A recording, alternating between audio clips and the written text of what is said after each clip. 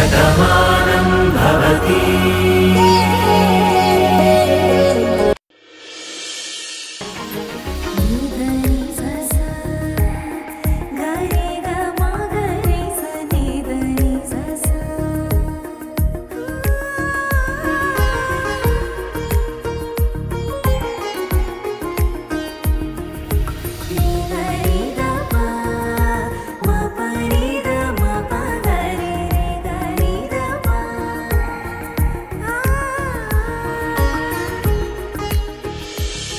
అజయ్, వాళ్ళు నిన్ను ఊర్మిళాదేవి గారి దగ్గరికి తీసుకెళ్ళినప్పుడు ఇక మన పని అయిపోయింది, చంపేస్తారనుకున్నాను. కానీ అక్కడ ఆవిడ ఏం చేయలేదు. నిన్ను గదిలోకి తీసుకెళ్లి మాట్లాడింది. ఏం మాట్లాడిందిరా? ఏముందిరా, వాళ్ళంతా మంచివాళ్ళు కదా. ఆ మంచి మాటలే నాకు చెప్పింది. నేను మారిపోవాలని ఆవిడ కోరుకుంది. ఈ పగలు ప్రతీకారాలు వదిలేసి హాయిగా బ్రతకమని నాకు కొంత డబ్బు ఇచ్చింది.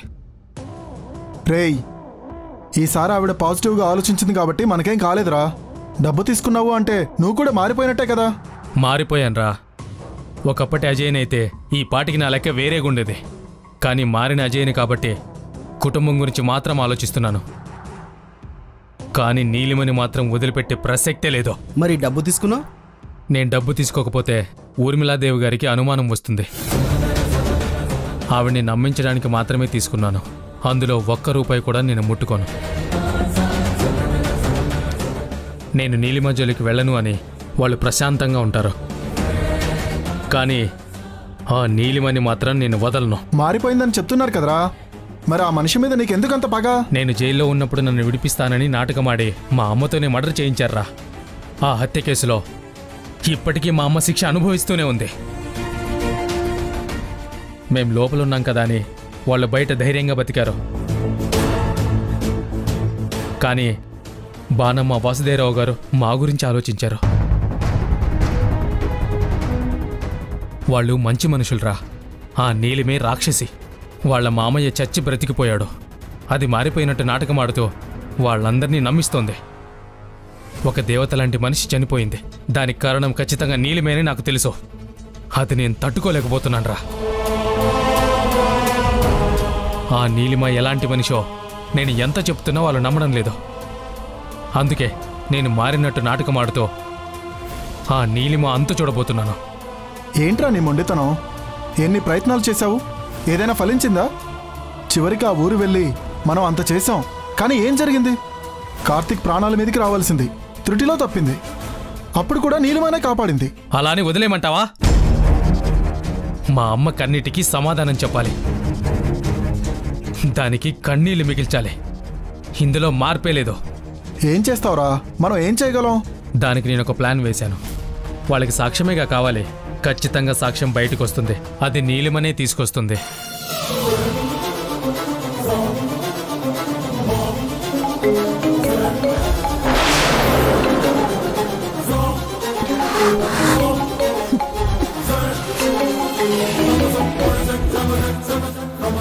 ఏంటిది?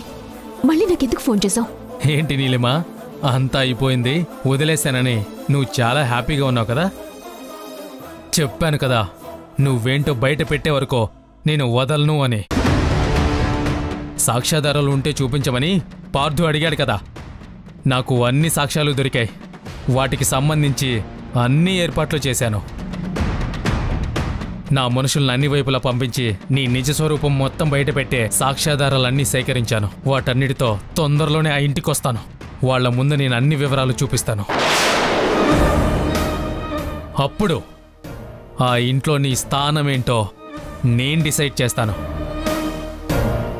వాళ్లతోనే నిన్ను మెడ పట్టుకుని బయటికి గెండించి చెప్పులతో కొట్టించి జైల్లో పెట్టించకపోతే నా పేరు అజయ్యే కాదో. నీకు దండం పెడతాను అజయ్, దయచేసి అలాంటి ప్రయత్నం ఏమి చేయకు.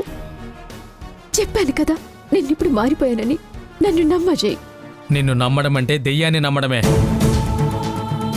అలా నమ్మిన వాడెవడు బ్రతికి బట్టకట్టడు, చచ్చి సమాధిలోకి వెళ్ళిపోతాడు. నీ బుద్ధేంటో నాకు తెలుసు. నీకు కౌంట్ డౌన్ స్టార్ట్ అయింది. ఇక గంటలు లెక్క పెట్టుకో. రేపో ఎల్లుండో ఏ క్షణమైనా సరే నువ్వేంటో నీ బుద్ధేంటో మొత్తం వాళ్ళ ముందు తేల్చేస్తాను. అప్పుడు నీకు ఈ అజయ్ ఏంటో అర్థమవుతుంది. అజయ్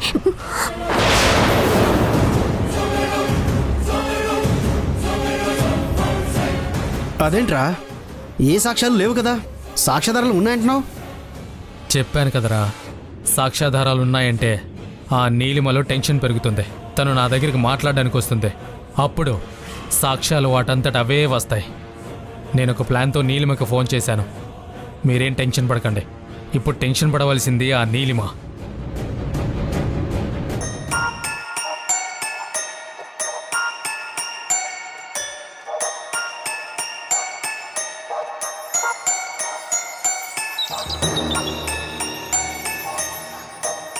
ఇవాళ నేను లేచి నిలబడి నడవగలుగుతున్నానంటే దానికి కారణం మాత్రం నా కూతురు నీలిమనే. భాను తాను వెళ్ళిపోతూ ఆ స్థానంలోకి నీలిమని పంపించిందా అన్నట్టు నీలిమ మనని మార్చింది. ఆ భగవంతుడి సమక్షంలోనే నీలిమని నా కూతురిగా దత్తత తీసుకోవాలని నిర్ణయించుకున్నాను. నీలిమా, ఈ రాఖీ నా చేతికి కట్టు. నాన్న ఎప్పుడైతే నేను తన కూతురు అనుకున్నారో అప్పటినుంచి నువ్వు నాకు సొంత చెల్లెలివే.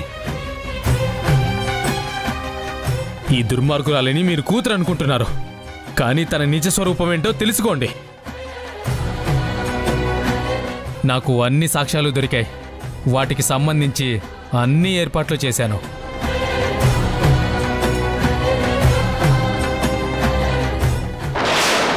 నీలిమ,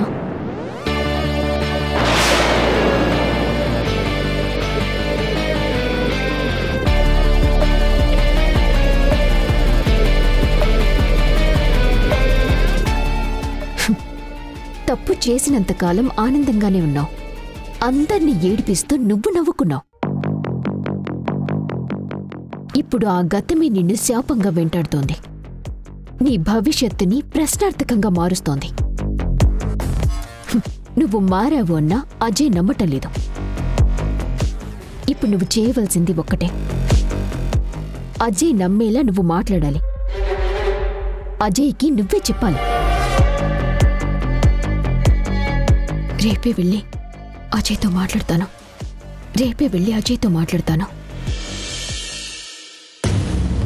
అమ్మా, నేను విన్నది నిజమేనా? నువ్వేం విన్నావో చెప్పకుండా నిజమేనా అనంటే నేనేం చెప్పాలి? అదేనమ్మా, ఈ కీర్తి ఆ వచ్చిన వాళ్ళు తన తల్లిదండ్రులు కాదు, ఫేక్ పేరెంట్స్ అని నిరూపించడానికి ప్రయత్నించిందంట కదా, నిజమేనా? నిజమే, పెద్ద గొడవ కూడా జరిగింది. కానీ ఎందుకు?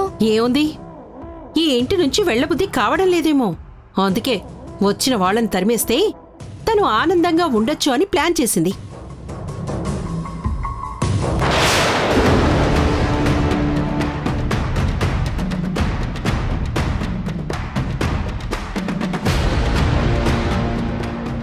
మనం ఇన్ని రోజుల నుంచి కీర్తిని గమనిస్తున్నాం కదా, తనెప్పుడూ అలా ప్రవర్తించే మనిషి కూడా కాదు.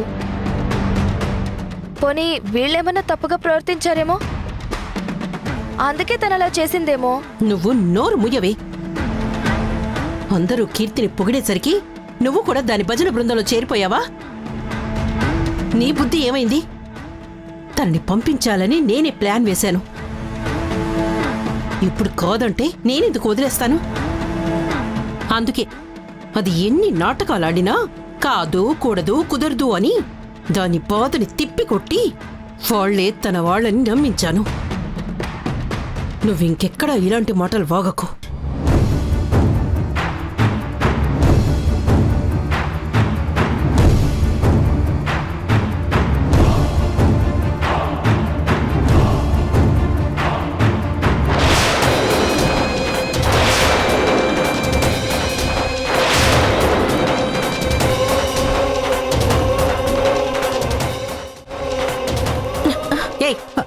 ఏంటి చెత్తతో ఎదురొచ్చావు?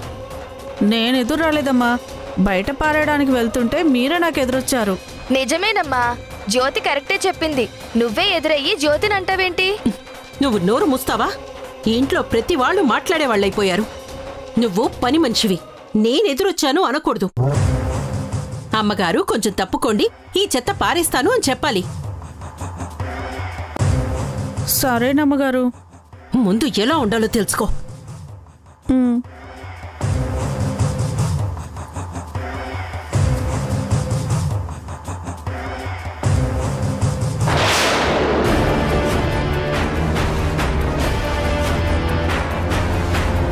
కీర్తి ఇలా చేస్తుంది అంటే నాకెందుకో తను తప్పనిపించడం లేదు. దీని వెనకాల ఏదో జరుగుతోంది, అది తెలుసుకోవాలి. మా అమ్మని అడిగితే నా మీద అరుస్తుంది తప్ప నాకేమీ చెప్పదు. ఎప్పుడూ ఇంతే.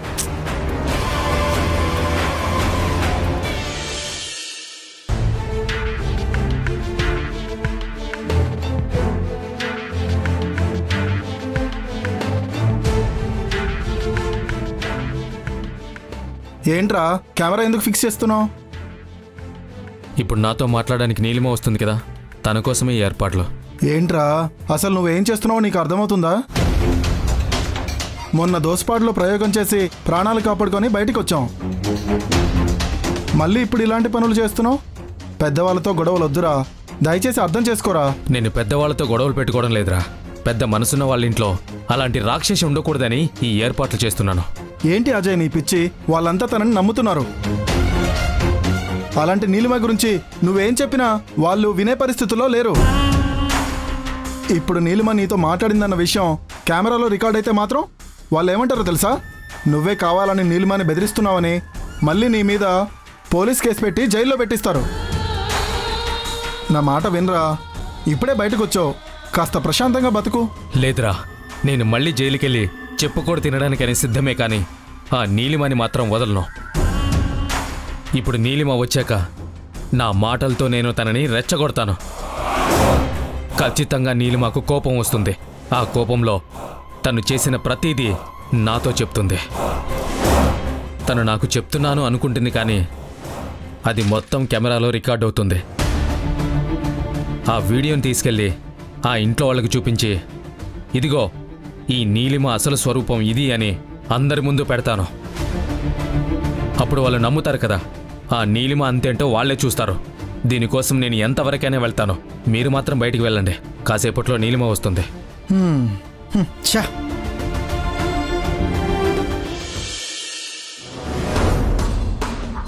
రా నీలిమ, నీకోసమే ఎదురు చూస్తున్నాను. ఏంటజయ్ ఇదంతా ఎందుకు చేస్తున్నావు? నేను ఎందుకు చేస్తున్నానో నీకు తెలీదా? ఒకప్పుడు మనుషుల జీవితాలతో ఆడుకునే నువ్వు ఇప్పుడు మౌనంగా ఉన్నంత మాత్రాన, మారిపోయినట్టు నటించినంత మాత్రాన వాళ్ళు నమ్ముతారేమో గాని నేను నమ్మను. రక్తం రుచి మరిగిన పులి చంపడానికే చూస్తుంది. అది అవకాశం కోసం ఒక్క అడుగు వెనక్కి వేస్తుంది తప్ప అది సాధుజీవి ఎప్పటికీ కాదు. చాలా తప్పుగా మాట్లాడుతున్నావు అజయ్. ఒకప్పుడు నువ్వు రౌడీవే కదా, ఇప్పుడు నువ్వు మారిపోలేదా? అలాగే నేను కూడా మారాను. అదెందుకు నమ్మట్లేదు? మనిషి అన్న వాళ్ళు మారుతారు అనటానికి నువ్వు నిదర్శనమైనప్పుడు నేను అబద్ధం ఎందుకు అవుతాను? నేను మారాను అంటే దానికో బలమైన కారణం ఉంది. బాణమ్మ నా గురించి ఆలోచించింది. నా తల్లి కోర్టు నుంచి జైలుకి వెళ్తున్నప్పుడు నా తల్లి బాధపడింది. వాళ్ళకి అన్యాయం చేసినా కూడా వాళ్ళు నా గురించి ఆలోచించారు. జైల్లో వాసుదేవరావు గారిని ఎన్నో రకాలుగా అవమానించాను, కానీ ఆ పెద్ద మనిషి ఎంత గొప్ప వ్యక్తో ఆయన మాటల్లో నాకు అర్థమైంది. వాళ్ళెవరూ నా మీద పగ పెంచుకోలేదు.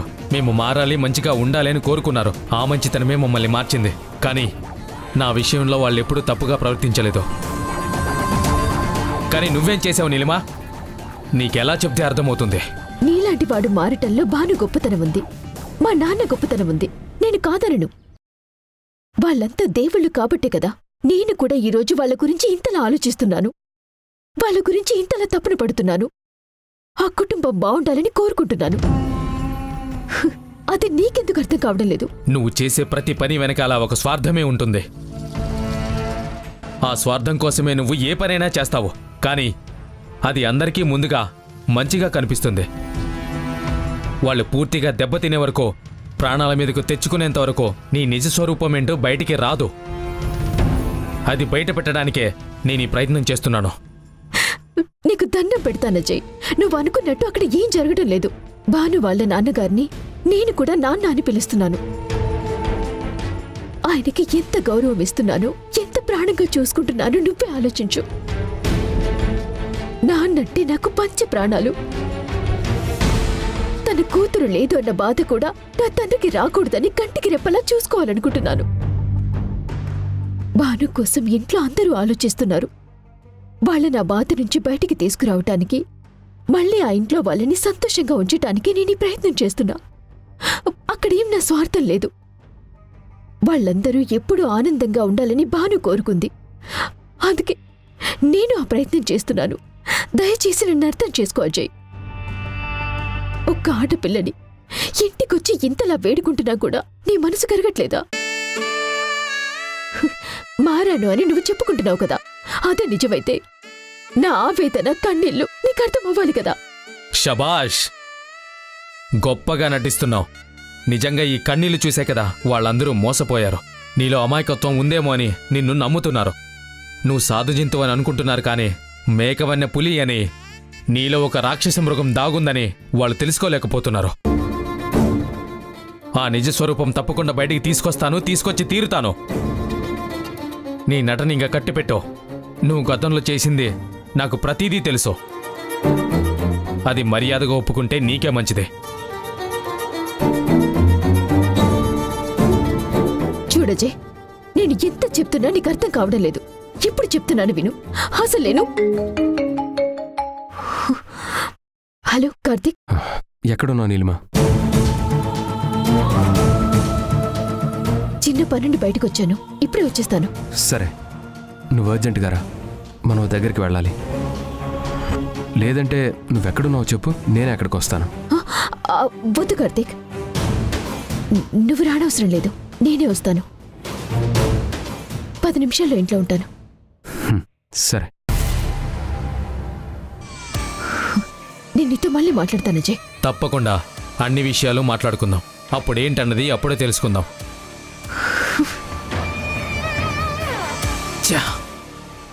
కోపంలో దీన్ని రెచ్చగొడితే అన్ని నిజాలు బయటికి చెప్పేస్తుంది.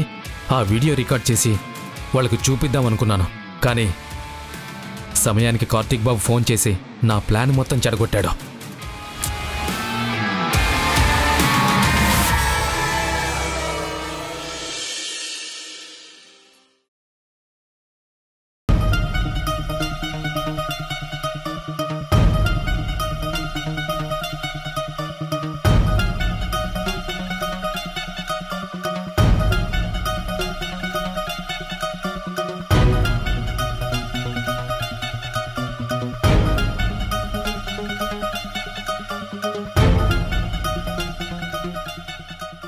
కిట్టయ్యా, అమ్మా, ఒంటరిగా ఇక్కడ నిలబడి ఏం ఆలోచిస్తున్నావు?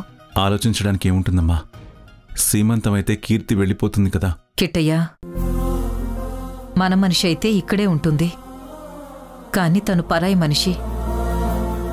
తనను వెతుక్కుంటూ తనవాళ్లు కూడా వచ్చారు కదా, ఉండమని మనం చెప్పలేము. తను వాళ్లతో వెళ్లటమే మంచిది. ఎన్ని రోజులు రాదా అనుకున్నాను. డెలివరీ అయిన తర్వాత గతం గుర్తొస్తుంది. అప్పుడు అన్ని విషయాలు తెలుస్తాయి. ఎప్పటికీ తను ఇక్కడే ఉంటుందని ఎంతో ఆశపడ్డాను, కానీ ఇంతలోనే ఇలా జరుగుతుందని నేను ఊహించలేకపోయాను. జీవితం అంటే అదే కిట్టయ్యా. మనం ఒకటి అనుకుంటే ఇంకొకటి జరుగుతుంది. మన ఊహకు అందకుండా ఉన్నదే భవిష్యత్తు అవుతుంది. ఒకే పోలికలతో వీళ్ళిద్దరూ ఉండడం ఏంటి, కీర్తిని రాదా అని మనం అపోహపడ్డం ఏంటి, తను తప్పు చేసింది అని నేను తీర్పు ఇవ్వడం ఏంటి, అవన్నీ తలుచుకుంటుంటే ఇప్పుడు నాకు బాధనిపిస్తోంది. కాని రాధ రూపంలో ఉన్న కీర్తికి రాధ మనసే ఉంది. ఈ ఊరు గురించి, మన ఇంటి గురించి ఎంతో చేసింది. అవునమ్మా, రూపం ప్రవర్తన అన్నీ ఒకేలా ఉన్నాయి. కానీ తను రాధ కాదు కీర్తి అంటేనే ఇప్పటికీ నాకెందుకు నమ్మబుద్ధి కావడం లేదు. ఎక్కడైనా ఏదైనా తప్పు జరుగుతుందేమో అని అనుమానంగా ఉంది. లేదు కిట్టయ్యా, తన మీద మితిమీరిన మమకారాన్ని పెంచుకున్నావు కాబట్టి నీకలా అనిపిస్తుంది. తను దూరం అయిపోతుంది అన్న ఆందోళన నీలోనే నీకు తెలియకుండా తనే రాదేమో అన్న భావన కల్పిస్తోంది. తను మన మంచి కోరుకునే మనిషి, ఎక్కడున్నా బావుండాలి. తనకి ఎలాంటి కష్టం ఉండకూడదు. తను వెళ్ళేటప్పుడు ఒక 50 లక్షలు ఇచ్చి పంపించు. తన కుటుంబం బాగా బతకడానికి ఆ డబ్బు సరిపోతుంది. కావాలంటే ఇంకా సాయం చేస్తామని చెప్పు. కిట్టయ్య, నేనేం సరదాగా చెప్పడం లేదు, నిజంగానే చెప్తున్నాను. కీర్తిని నేను ఎంతో అభిమానిస్తున్నాను, అందుకే ఈ మాట చెప్పాను. నువ్వు చెప్పిన మాట నేను తప్పుపట్టలేదమ్మా, కానీ తన మనసేంటో ఇంకా నువ్వు తెలుసుకోలేకపోయావు. అందుకే నాకు నవ్వొచ్చింది. మనం డబ్బిస్తామన్నా కూడా తను మాత్రం తీసుకోదు. అదేంటి కిట్టయ్యా, మనకి సాయం చేసిన మనిషికి మనం సాయం చేస్తాం అంటున్నాం, అందులో తప్పేం లేదు కదా. తను ఎన్నో రోజులుగా మన ఇంట్లోనే ఉంటుందమ్మా. తనని మనం గమనిస్తూనే ఉన్నాం కదా. ఏ రోజు ఈ డబ్బు మీద తను వ్యామోహం చూపించలేదు. మనం ఇప్పుడు ఇస్తామన్నా తను తీసుకోదు. ఇప్పటికే ఎన్నోసార్లు అక్క డబ్బు కోసం తని నాటకం ఆడుతుందని తనని మానసికంగా ఎంతో బాధ పెట్టేసింది. ఇలాంటి పరిస్థితుల్లో తను ఎంతలా చెప్పినా కూడా మన దగ్గర నుంచి డబ్బు మాత్రం తీసుకోదమ్మా. ఏదేమైనా సరే తను బాగుండాలని కోరుకుందాం. తనకెలాంటి కష్టం వచ్చినా మనం ఉందాం, తనకు అండగా నిలబడదాం. తప్పకుండా కిట్టయ్యా. మన అనుకున్న వాళ్ళ గురించి మనం ఆలోచించకపోతే ఇంకెవరు ఆలోచిస్తారు? కీర్తితో నేను మాట్లాడతాను.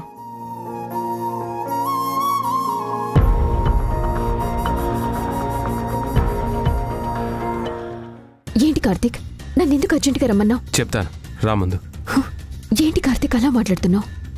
నేను మాట్లాడటం లేదు, అదిగో నీతో మాట్లాడడానికి అందరూ అక్కడ ఎదురు చూస్తున్నారు. రా.